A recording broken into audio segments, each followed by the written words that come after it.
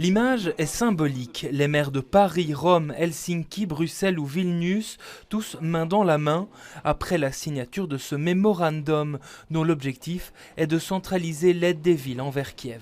Souvent, on agit de façon un peu disparate. Il y a à la fois les aides extrêmement importantes des banques européennes, de la Commission européenne, du Parlement européen, mais il y a les villes qui veulent s'activer. Et parfois, il y a un matériel qu'on n'a peut-être pas dans une ville, mais on a la demande et une autre peut l'avoir. Et donc, on va se constituer en réseau pour vraiment aider nos amis ukrainiens.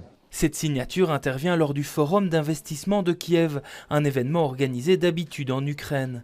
Ici, la situation ne le permettait évidemment pas. Tous se sont donc déplacés à Bruxelles pour discuter aussi de la manière dont Kiev devra être reconstruite une fois la guerre terminée.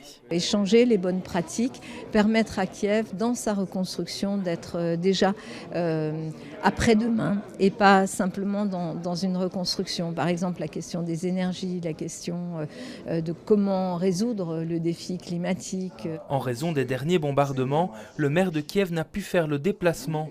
Il est donc intervenu à distance pour aborder lui aussi le futur au regard du quotidien d'une ville en guerre.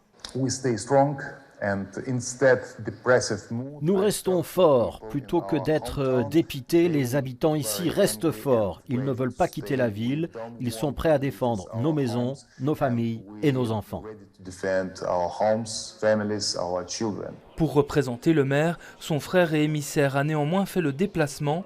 Pour rebâtir Kiev après la guerre, cela passera notamment par le retour des réfugiés, aujourd'hui en Belgique. On est impatient d'accueillir à nouveau les Ukrainiens qui se sont réfugiés en Belgique, et cela une fois que le pays sera pacifié. Car nous avons besoin de nos concitoyens, on a besoin de mains, de travailleurs pour reconstruire notre pays.